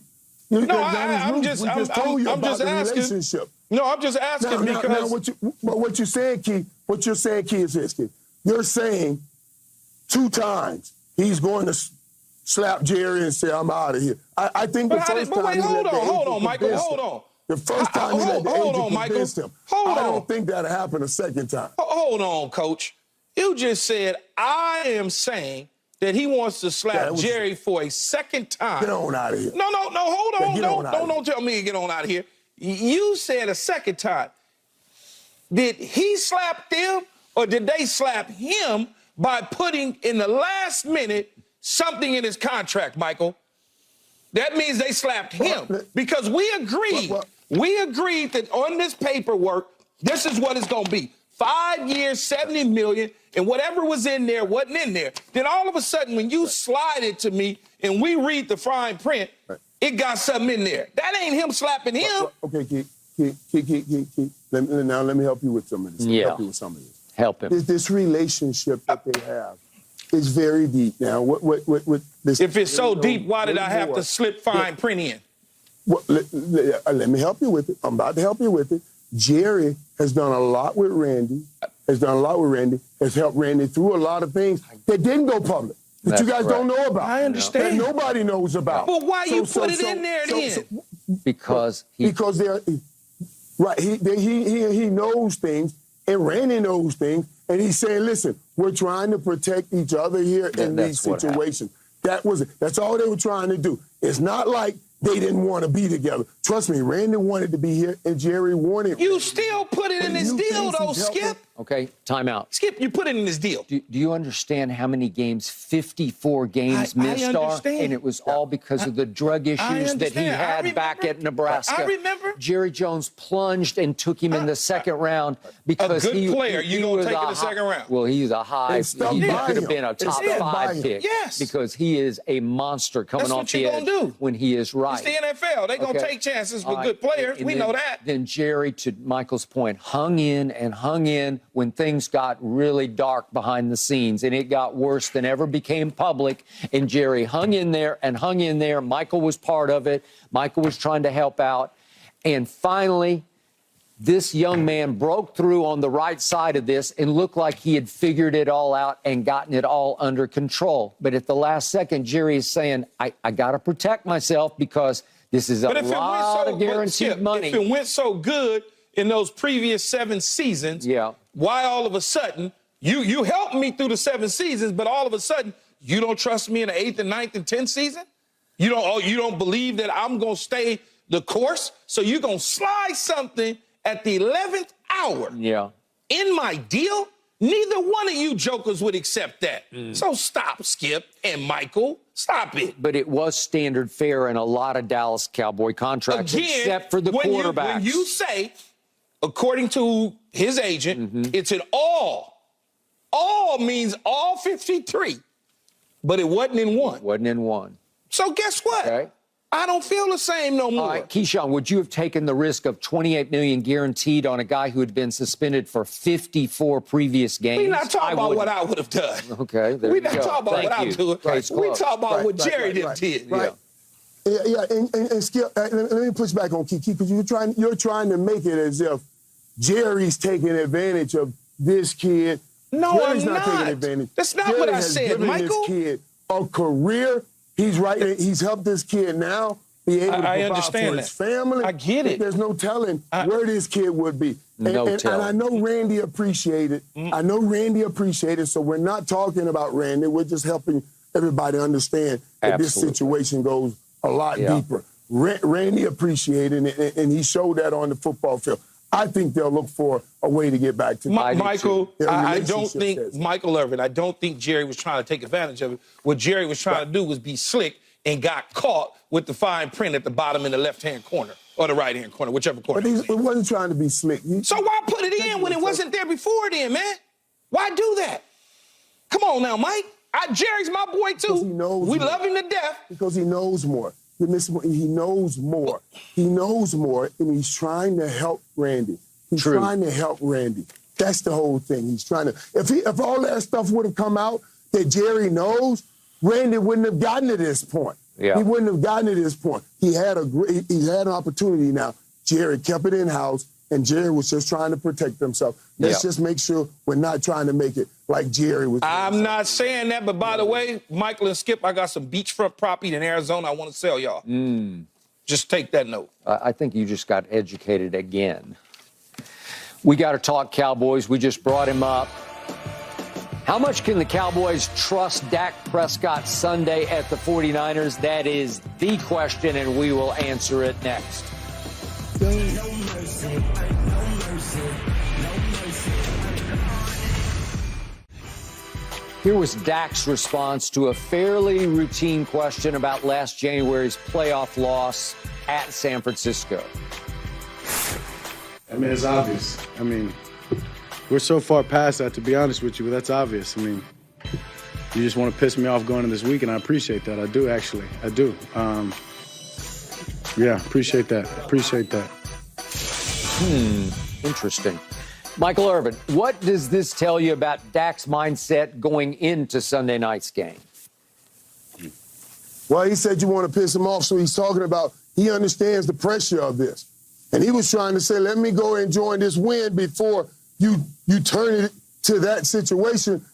But it was already too late. And we knew that was going to happen. Now, I don't even want to hear Dak talk about pissing him off. I want to hear him say, listen, I got to make sure that I play A1 football. I know that's what I want to hear you talking like at this point right now.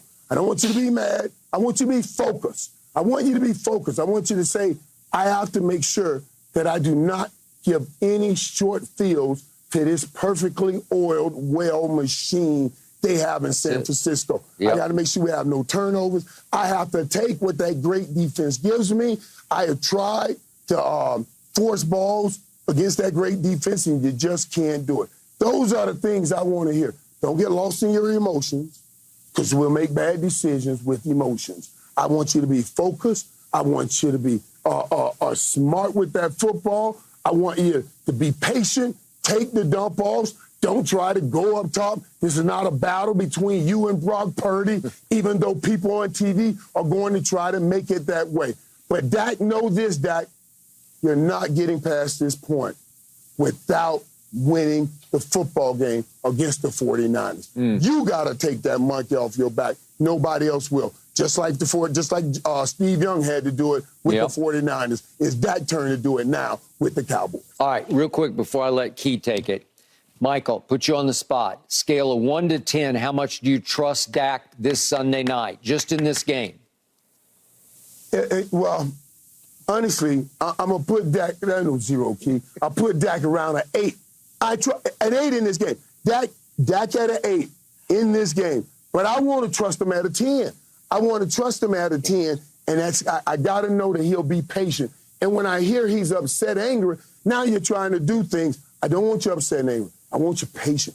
I want you to take that fire and focus it on the football field and make great plays without making mistakes. It's just so interesting to me that athletes and receivers in particular, we kind of all think the same to a degree. And what Michael is saying right there is you're focusing in on the wrong thing. And when I look at that press conference with Dak Prescott, it concerns me about his mental capacity on the football field going into this game.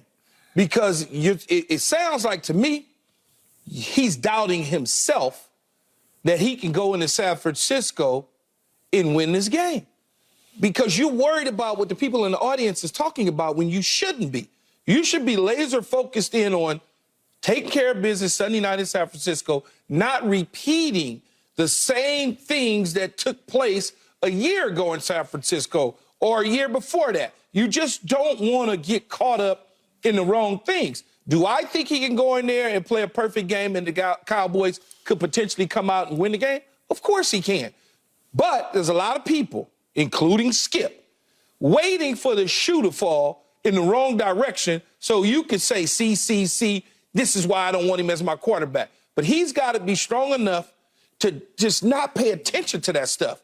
But he's already thinking about it because as soon as the question came up, he's talking about being teed off about the question in a year ago when his focus should be on there. His focus should be excited about the challenge. Excited about this challenge. Another challenge and another chance to show how good of a team we are. Everybody's going to measure this football team up against the 49ers, and we're looking forward to it. That's the statement you make right there. Now, is Dak talking to the rest of his football team by saying, we got to go in here mad? Is he trying to get those guys going? Maybe. But I need him focused the right way, and mad is not the word I'm looking for. But if I am, Skip, trying to get my rest of my teammates focused in on the task at hand, I'm talking to them. I don't need to talk through the media to talk. I'm not a coach. I don't need to talk through that, right, Skip? This is what we need to do to get it done. Okay, allow me to correct you on one thing.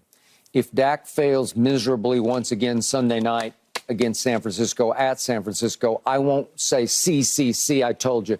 I'll say, I knew it. I used to be his biggest fan, and he makes it hard for me to stay with him. I understand. Scale of 1 to 10, I'm at a 6 on my trust because I'm just barely above that 5, but I'll go to 6. Man, y'all don't have a chance then. Okay. If you feel that way about a quarterback going into a hostile environment with a 6 on his head, that's not good. Okay, but here's where I do disagree with your take on what we saw him say at the press conference.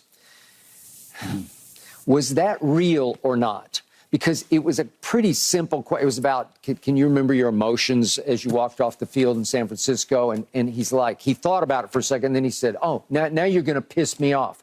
It wasn't a piss-off question. So I don't know if he was really angry about it or if he thought he needed to act angry because he knows in his heart of hearts he was the biggest reason they lost at San Francisco, and he was the biggest reason they lost at home to San Francisco in the playoff game the year before. But he's thinking about it. All right, but I need that emotion where I disagree with you. If he is truly angry at himself, that can motivate. That can rocket fuel. If you can channel that into, I'm going to play the football the right way at San Francisco. I'm going to protect the football, and I'm going to make the throws that I have to make, especially in the red zone.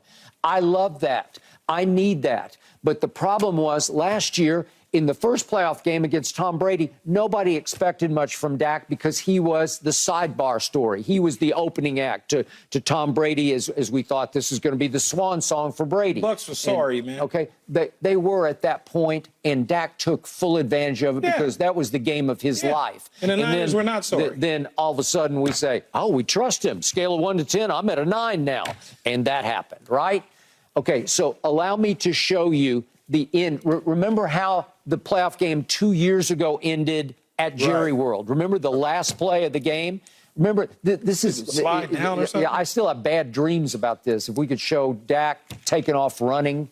He takes off running, and you just got to get down before you take too many yards. He got to the 24, and they could not get the ball spotted. I thought the referee was a little touch slow getting there, but the clock ran out. Okay, you're going to have a throw. If you get the clock stopped, you're going to have one play from the 24-yard line to win the game. It's 23-17, and if you manage to pull off one miracle throw, you kick the point, you win the game, right? Yeah, he lost track of time, I would assume. Okay, well, you just, at some point, you got to get down before the clock runs out because you got to give the ref time to catch up. He was trying to. Yeah, okay. But what I'm saying is, as poorly as Dak played in that game, they're still in it to the bitter end, and it was a bitter pill to swallow.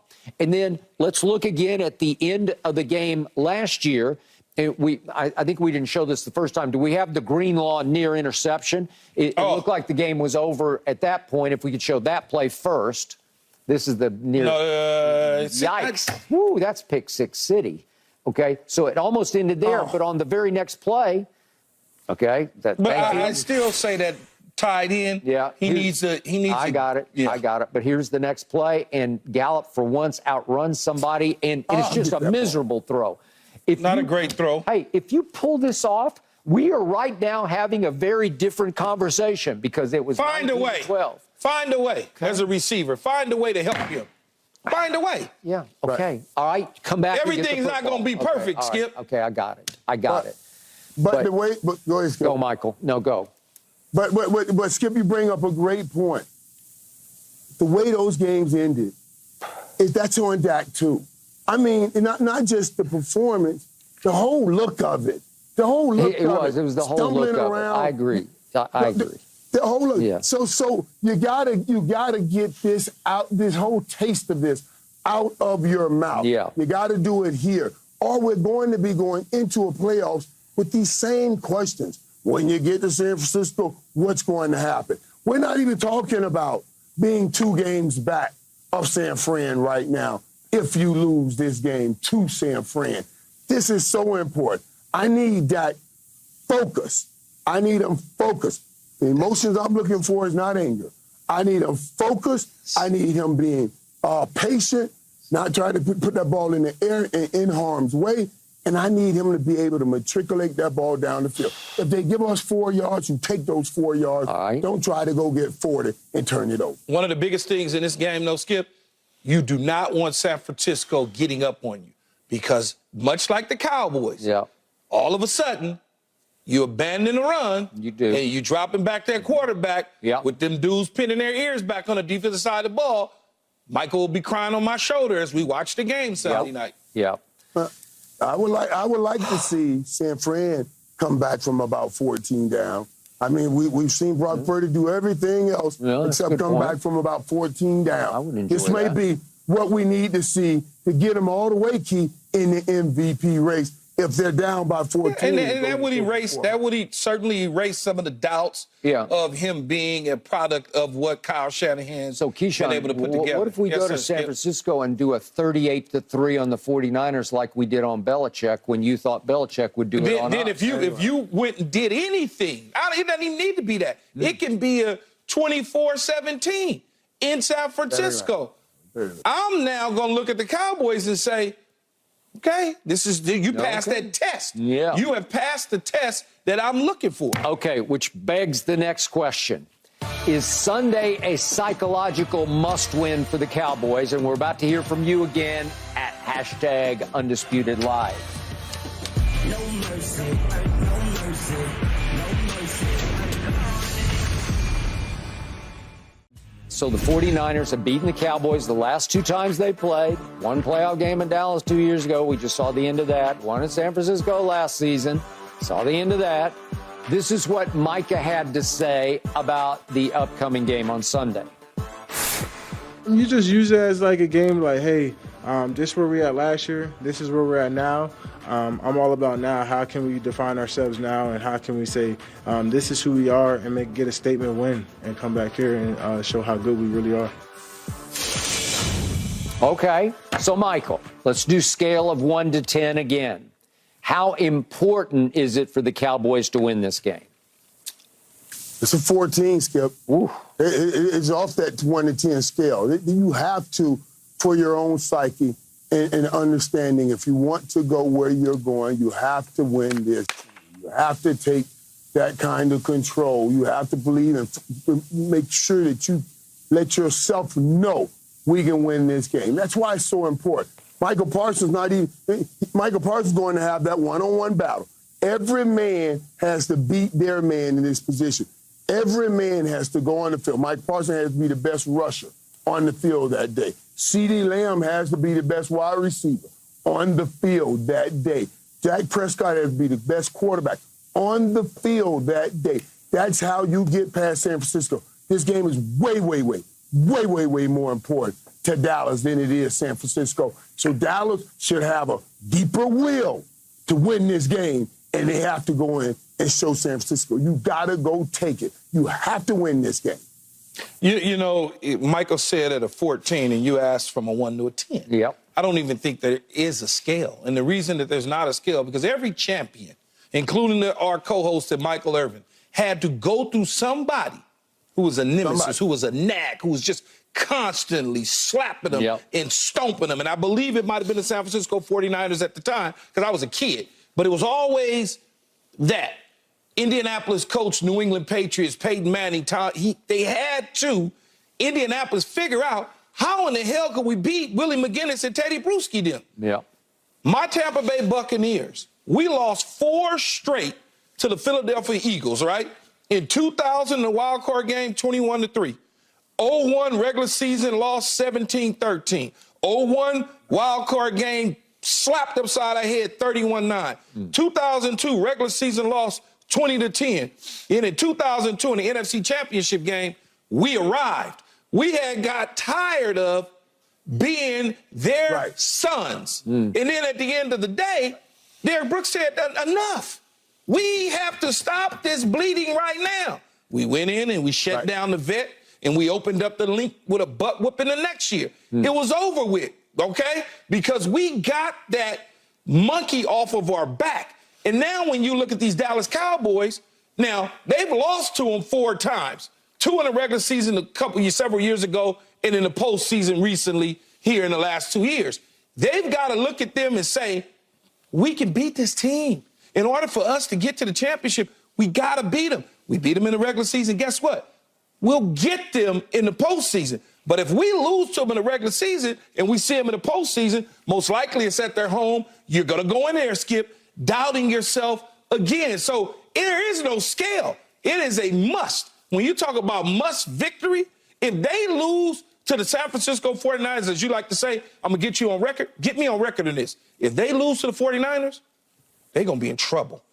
They're going to be in trouble. How? They're going to be in trouble. Like they're going to miss the playoffs? Here's what I'm going to scare you with. All right. They lose to the 49ers, they play the Chargers. Chargers are a good team if the coach don't screw it up. The Rams are a juggernaut on the offensive side of the ball. They've struggled with the Rams in the past. The Philadelphia Eagles is in the division. Then you got 2 cupcakes, basically, against the Giants and the Carolina Panthers. Then you got Washington, Seattle, Philly, Buffalo, Miami, Detroit, and Washington again. Okay. You don't want to lose to the 49ers and be thinking about that game when you back in Los Angeles again playing. You just don't want to do that. Don't want to do it. None of that schedule matters, Key. None of that matters, and I don't think... No, it matters because if you lose... What matters? If you lose, Michael, it's going to be in your mind. Right, and that's the only thing that matters right now is them healing their mind that they can beat the San Francisco 49ers. That problem we had, it was with Philadelphia's Key, and I understand. Philly was the one. Once we got over Philly, I felt great about beating Philly. Yeah, okay. I knew it was a team. Had beat them. All right, my turn. Scale of 1 to 10. How important is this game in my view? It's a 5 because you can't tell me that the season is over if they lose this game. You just can't tell me that. It may not be over. The 49ers should win this game. They're favored to win this game. They're at home. They're 4-0. They have shown no sign of weakness. Brock Purdy should be running away with MVP. You tell me about all the weapons on offense and all the Pro Bowl, all-pro talent that there is at every level of defense. It should be the 49ers game. And if it is, if they do just take care of business because they're simply better right now, then what? We regroup. We go back to the drawing board, and all those games you just listed, we could win every one of them. I don't care what you say. We are capable of winning every single one of those games. If you lose to the 49ers, you are? Yeah, absolutely. But we're not capable of. All right, I'm going to leave it alone, man. Okay. If you can't fix your mind and be mentally strong enough to go in and get this victory right now, I can't fathom you fixing your mind to be mentally strong enough to come from a wild card and win a Super Bowl. Thank you, Michael. That's why I say this is it. Thank you. If your mind ain't strong enough then, it ain't strong enough now, it ain't going to be strong enough then. So this is it. You got to take care of this business. Skip. Okay. Skip, No. baby. Skip. I just want to ask you this, though. Yeah. One thing. The Cowboys haven't been mentally strong since the playmaker then won their last Super Bowl. They done led the league in all sorts of records and everything else in the regular season. They ain't even got out of the second round before.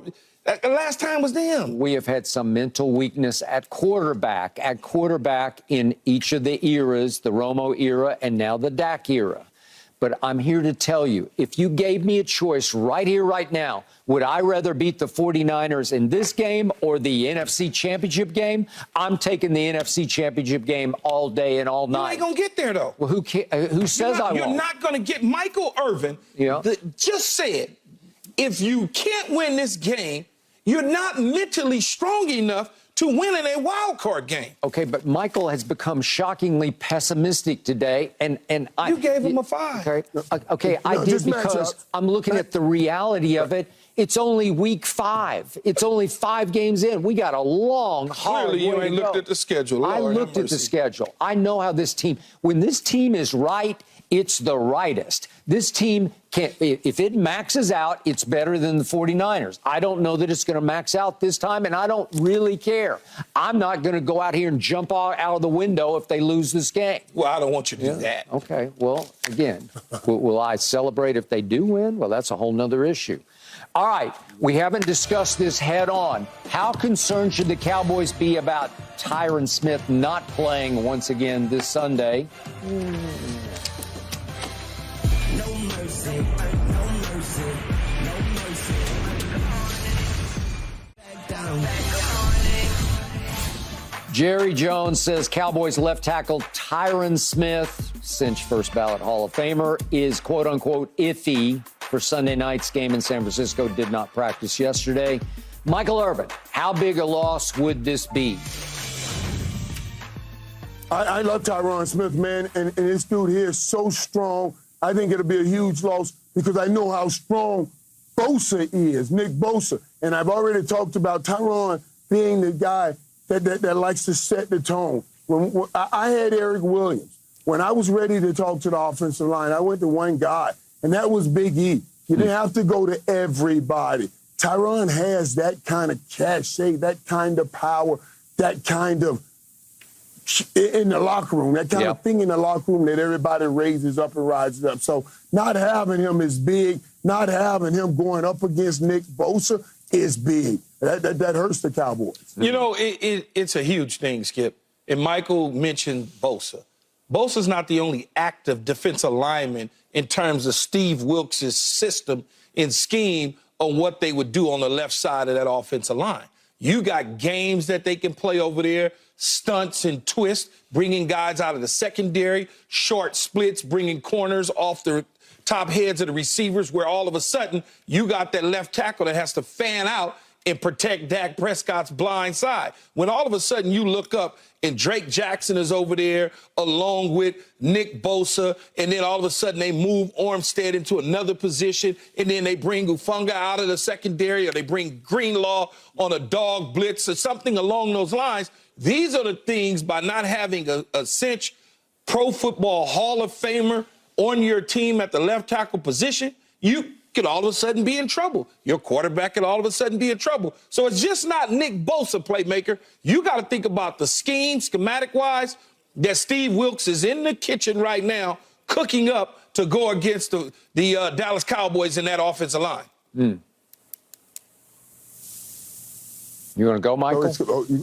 I can definitely go again. I love going. I appreciate you. I was trying to give you a little time. I was trying to give you a little time. Okay, well, I'm ready to go. I can take that. And I heard you talking about scheme, and that's why it's so important, because there's a comfort when you have a guy like Tyron out here. You know what I mean? When Dak get ready to turn, he can throw that ball, you know you have comfort in that. This guy here is one of the strongest dudes. I used to talk to Bruce Irvin. I said, Bruce, toughest guy you've ever went against in the NFL. He said to me, he said, Michael, Tyron Smith, I told my son, watch this, when I was rushing Tyron. He was a young guy. He said he grabbed me. When he grabbed me, he said I could not move. He said, I looked at Tyron and said, please, let me go. My son is watching this. That's how strong this dude is. That's how strong he is. And you're going to need that strength for Bosa. Okay, so I know they got other guys, Keith. Yeah, it was odd to me Bosa. that Tyron Smith actually dressed for the game the other day and then didn't play, and I don't know what is up with that. Me too. Is there a chance that he would play? I still think there's a chance. But you, Keyshawn, being the former Trojan that you are at heart, obviously Tyron Smith played for the Trojans. Mm-hmm. So did Chuma Edoga, who's been subbing for Tyron Smith. He started 4 games this year, and I told you earlier in the show, and I'm going to say it again. And heard. I don't hear his name ever because he never gets exposed, as in he's a liability, as in he can't block him or him or him. There's not been a 7, 8, 9 sack game where you say, oh, my God, Dak's blind side is unprotected.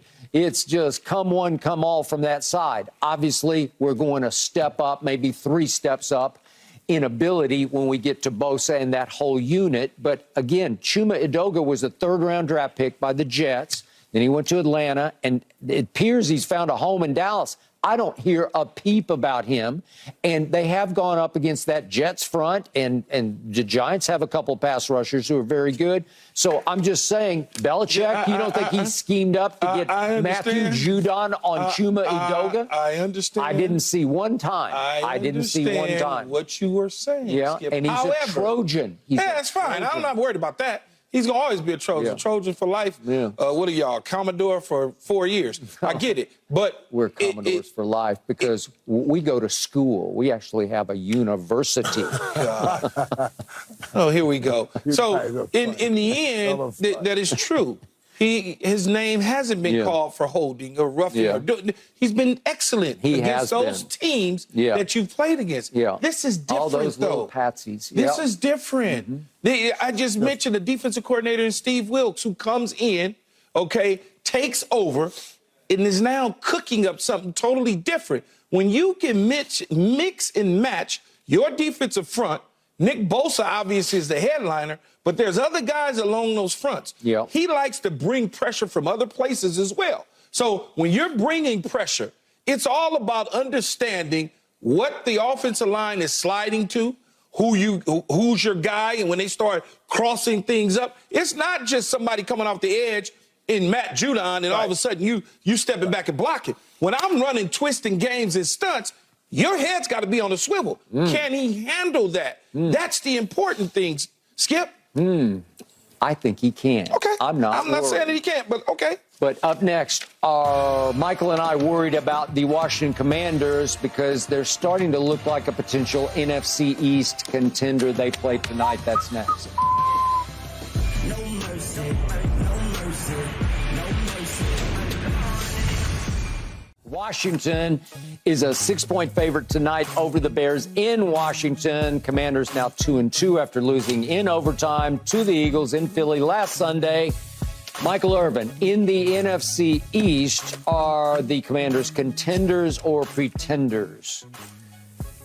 This is right on the edge right here. Let me tell you what I mean. I'm going to ultimately answer with a contender, but the 7th seed, they're that 7th seed, that last seed.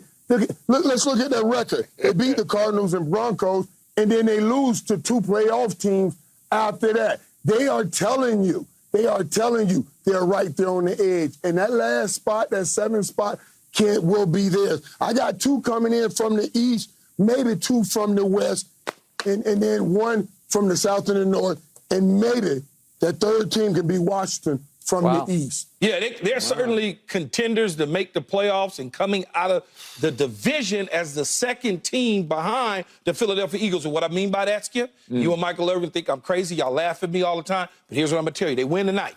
The Dallas Cowboys lose on Sunday. Guess who's tied? Y'all tied. And you don't care about the teams that you playing. But I promise you, if that happens, you're gonna care about those teams. You just said Washington is better than Dallas. That's what you're trying to All I'm saying is y'all both gonna wind up 3-2 after Sunday night. Okay, Washington is clearly better than the Giants are, but Stop it. All I'm saying. I got 2 words for you. Sam Howell. Okay. Sam Howell. Are you sure about that? Don't be that fighting for the 7th seed at the end of the season. I'm That's laughing it at for you. Undisputed. We're back tomorrow at 9:30 Eastern, and I can't wait. We won't be, don't worry.